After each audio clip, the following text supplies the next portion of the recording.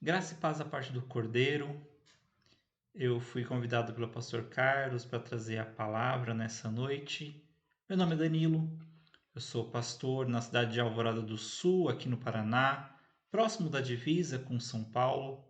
Também sou namorado da Bia, filha do pastor Carlos. Eu quero agradecer o convite para poder conversar com vocês nessa noite, trazer uma palavra. E eu quero refletir com vocês o texto que se encontra em Mateus capítulo 5. Nós vamos ler do verso 17 até o verso 20. Depois nós vamos fazer um pulo para Mateus 9, do verso 10 até o verso de número 13. O texto diz o seguinte: Não pensem que vim revogar a lei ou os profetas. Não vim para revogar, mas para cumprir. Porque em verdade lhes digo, até que o céu e a terra passem, nenhum i ou um tio jamais passará da lei, até que tudo se cumpra. Aquele, pois, que desrespeitar um destes mandamentos, ainda que os menores, e ensinar os outros a fazer o mesmo, será considerado um mínimo no reino dos céus. Aquele, porém, que os observar e ensinar, esse será considerado grande no reino dos céus.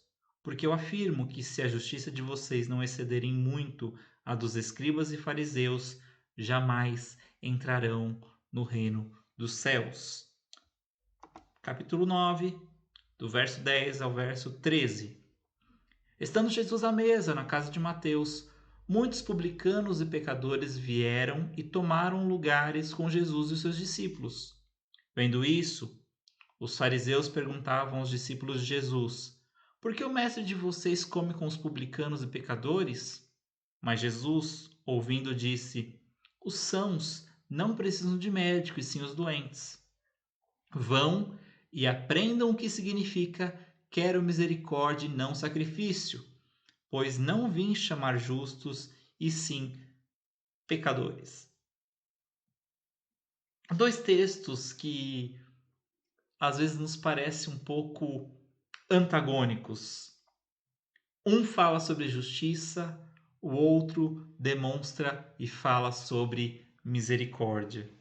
Nós temos um problema muito sério dentro dos nossos conceitos humanos do nosso tempo, na verdade, aquele tempo também, de que justiça e misericórdia não se encaixam. Jesus está falando no primeiro texto sobre uma série de ensinamentos sobre como devemos viver, sobre como devemos nos relacionar. Esse código de ensinamento chama-se Sermão do Monte. O Sermão do Monte é cheio de várias lições que nós podemos aprender, e se a Bíblia deve ser interpretada a partir da figura de Jesus, as atitudes e ações de Jesus devem ser interpretadas a partir dos seus ensinamentos do Sermão do Monte. O Sermão do Monte é a melhor ferramenta, o melhor instrumento que nós temos para entender o que Jesus quer nos falar. E Jesus está aqui nos falando sobre lei, sobre justiça e sobre os profetas. A nossa justiça, ela é baseada em conceitos de igualdade. Nós temos um código de leis e devemos obedecer a essas leis. O povo de Israel tinha a lei como um dos elementos mais importantes do ser povo de Deus.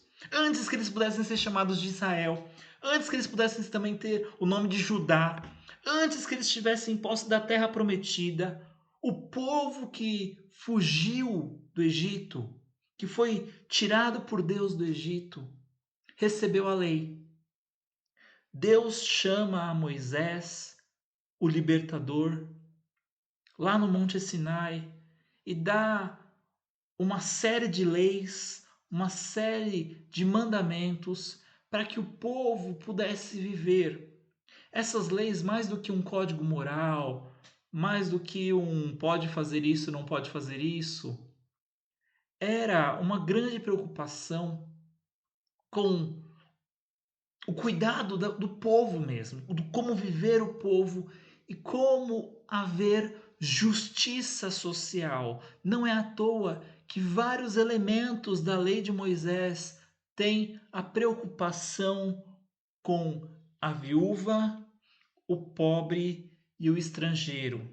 Na verdade, esses três grupos são os três grupos mais especiais em todo o Antigo Testamento, porque Israel deveria tomar cuidado com esses três grupos, com esses três tipos de pessoas, com esses três tipos de pobre. A lei era baseada em cima do cuidado social. Já os profetas, eles não inventam lei. Eles chamam a atenção para Israel e Judá voltarem à lei do Senhor, porque muitas vezes eles cumpriam os ritos, mas esqueciam os pobres. Você encontra tanto em Isaías como em Amós, inclusive, expressões do Criador falando que não suporta as assembleias solenes, pedindo para afastar os cânticos e pedindo para que no meio deles corresse a justiça como um ribeiro perene. Você encontra isso tanto em Isaías como em Amós, principalmente em Amós. Eu fiz uma referência aqui a Amós 5 agora, dizendo que a justiça deve correr como um ribeiro perene. A justiça baseada na lei e nos profetas é uma justiça que cuida dos pobres. É uma justiça que é feita em misericórdia. E Jesus está trazendo à tona isso novamente em Mateus 5, dizendo que se o cumprimento de leis não superar aquilo que os fariseus faziam, porque os fariseus faziam exatamente isso. Eles faziam muitas práticas de boas obras, inclusive, eles davam esmola. Eles faziam suas orações. Você deve se lembrar em Lucas, Jesus contando a história do fariseu e do publicano, onde o fariseu contava tudo o que ele fazia, o dízimo que ele dava, até sobre aquilo que não precisava dar, sobre as atitudes maravilhosas dele, sobre como ele era maravilhoso, como Deus deveria agradecer por ter um servo como ele. E quando Jesus coloca em contraponto, ele coloca um grande pecador, que é um coletor de impostos. Um homem que era considerado desprezível e por isso, ao entrar no templo, ele não tem coragem nem de olhar. Ele só consegue bater no próprio peito e dizer: Senhor, tem misericórdia de mim, porque eu sou pecador. O conceito de justiça daquela época era olhar para um fariseu e cumprir todos os ritos. Mas Jesus está dizendo que não é o cumprimento de ritos, mas é o retorno àquilo que Deus ensinou, misericórdia. Se em Mateus 5 nós encontramos Jesus nos ensinando, em Mateus 9 nós vemos Jesus agindo. Porque quando Jesus olha para Mateus, um coletor de impostos também, outro pecador, ele chama para que Mateus o siga. E ele vai a uma mesa, ele se senta nessa mesa, Mateus se senta, porque Mateus era o dono da casa onde estava essa mesa, e outros coletores de impostos, colegas de Mateus chegam, e vários outros pecadores, e se assentam naquela mesa. Eles tomam lugar. E a lei diz que com essas pessoas você não se junta, com um pecador você não se junta. E é por isso que um fariseu então chega ali e fala assim: ô, por que o mestre de vocês está sentado com gente que não presta? Jesus ouve. E Jesus fala: olha, são esses que precisam de mim. Aqueles que estão curados não vão precisar de médico. Eu sou médico, eu preciso cuidar dos doentes. Mas eu não quero me ater a isso. Eu quero me ater a principalmente essa expressão, porque depois que ele diz que os sãos não precisam de médico e sim os doentes, ele fala algo que é profundamente necessário. Vão e aprendam o que significa quero misericórdia e não sacrifício. Na Almeida, mas a revista atualizada, vão aprender que misericórdia quero e não holocaustos. Jesus está nos ensinando que a misericórdia é o elemento principal da nossa adoração.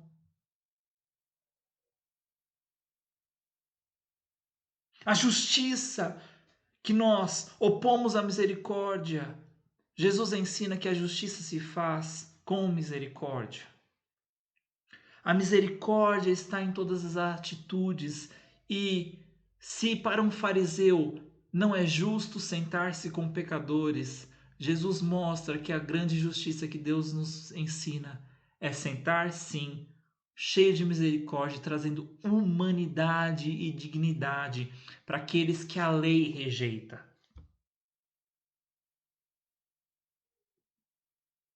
Nós precisamos aprender a cuidar daqueles que são desprezados.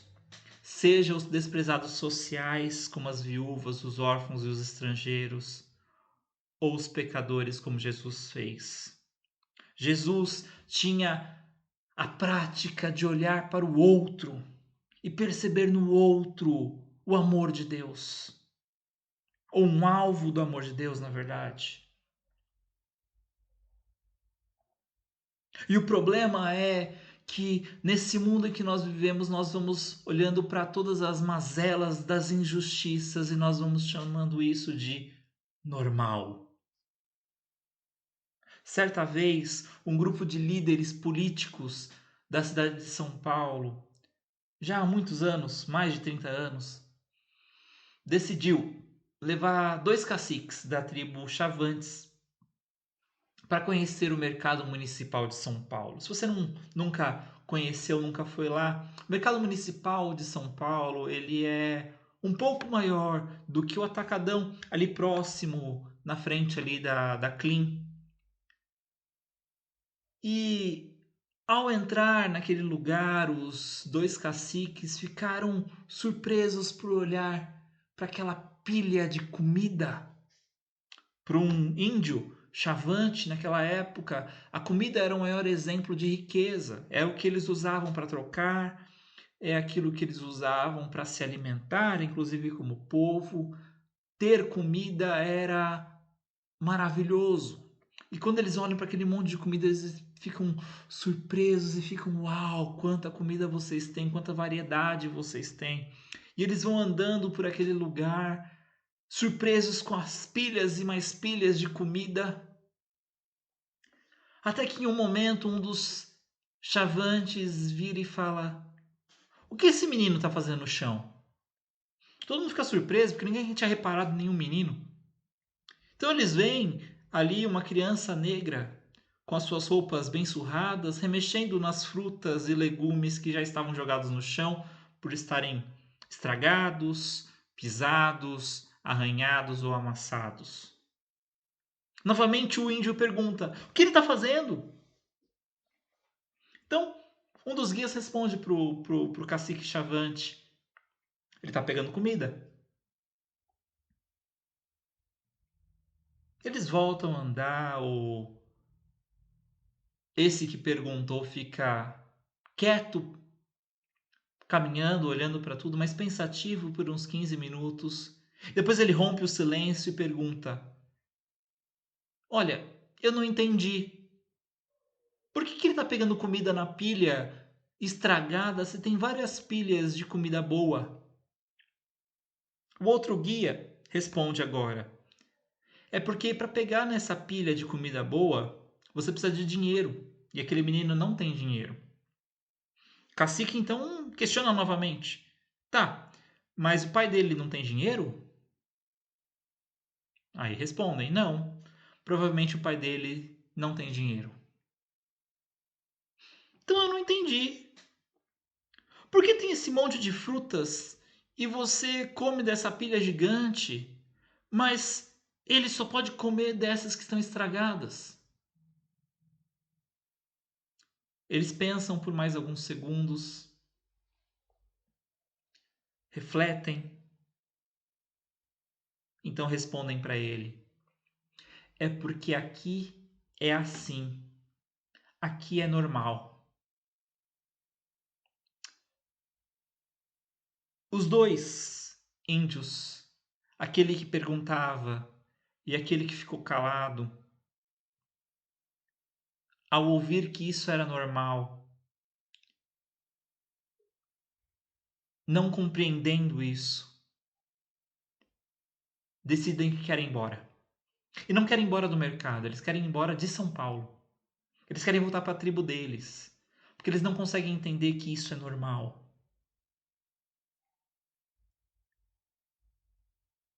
Quando nós olhamos para o outro e para as mazelas que o outro vive, seja a questão social, a pobreza, seja a questão moral, o pecado, e nós olhamos para isso e dizemos: ah, mas é normal sofrer com tudo isso. E nós não abraçamos, e nós, tendo alguma condição de ajudar, e não fazendo isso, nós estamos simplesmente abandonando o que é a justiça de Deus. Nós deixamos de agir com misericórdia. Jesus, ao se relacionar com as pessoas, agia com muita justiça, mas uma justiça baseada na misericórdia, com muita misericórdia, mas baseada em justiça. Quando Jesus olha para o cego Bartimeu, um pedinte, pedindo ali um pouco de algo que Jesus pudesse dar, Jesus o cura, mas não o cura porque quer cumprir aquele mandamento lá, aquela fala de Isaías dizendo que ele daria vista aos cegos. Mas Jesus dá visão ao cego Bartimeu porque um cego que agora vê não pode mais ser questionado se ele é pecador ou se os pais dele são pecador. Jesus devolve aquele homem que estava marginalizado pela sociedade, pela justiça da época. Jesus devolve dignidade. Quando Jesus olha para uma mulher adúltera que estava prestes a ser apedrejada, ele lembra que os mandamentos de Moisés ordenavam justamente isso, que os adúlteros fossem apedrejados. E Jesus não condena isso, Jesus não joga fora isso, mas Jesus aponta que ali todos deveriam ser apedrejados. Todos ali cometeram pecados que deveriam ser apedrejados. E quando já não há mais ninguém para tacar pedra naquela mulher, Jesus não passa a mão na cabeça dela, não fala: minha filha, finge que não é pecado, tá tudo bem. Não, Jesus pergunta para ela: olha, onde estão aqueles que te acusavam? Ninguém está mais aqui? Então vai, pode ir, mas não peques mais. A justiça de Jesus é uma justiça misericordiosa. A justiça do reino de Deus é uma justiça que não traz a espada, que não é simbolizado por aquela mulher com uma venda, uma balança e uma espada, mas é simbolizado por alguém que fala: vá e não peques mais. A misericórdia de Jesus não é a misericórdia de um homem que dá esmolas, mas é um homem que dá dignidade. E a justiça e a misericórdia em Jesus são como irmãs gêmeas que nasceram juntas, que caminham juntas, e mesmo não sendo a mesma pessoa, revelam a mesma face do mesmo Deus. Eu termino perguntando para você: sua justiça é cheia de misericórdia? A sua misericórdia é cheia de justiça? Quando você caminha, você é uma pessoa justa ao ponto de permitir que o outro que falhou com você, que falhou com quem está à sua volta, tem uma oportunidade de ouvir vai, não peques mais. Você tem percebido, inclusive, que você é alguém que precisa ouvir vai, não peques mais. Você está indo e não pecando mais.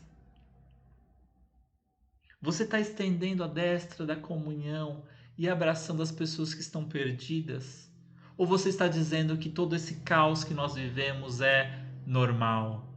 Tudo está normal.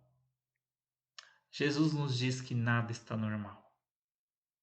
Eu termino orando. E eu quero te convidar então a baixar sua cabeça. Senhor Deus, nós nos colocamos diante de Ti, gratos pelo Teu infinito amor, gratos pelo Teu sustento, gratos pelo Teu amparo. Pedimos, ó Pai, que no nome de Jesus o Senhor fortaleça os nossos pés, conduza a nossa vida e nos leve para perto do Senhor. Leve para o centro da Tua vontade e que a nossa misericórdia seja cheia da justiça, que a nossa justiça seja cheia de misericórdia, que nós nos tornemos, ó Pai, esses que pedem a espada para qualquer um, mas que nós possamos ser aqueles, ó Pai, que diz: vá e não peques mais. Coloca a sua mão sobre a nossa semana, porque vivemos num tempo difícil, num tempo de pandemia, mas sabemos, ó Pai, que nós podemos confiar no Senhor.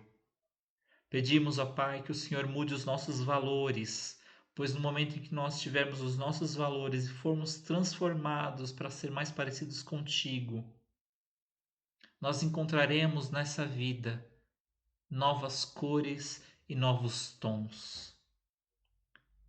Dá-nos o teu descanso e dá-nos o teu amparo. É isso que nós oramos no nome de Jesus. Amém e amém.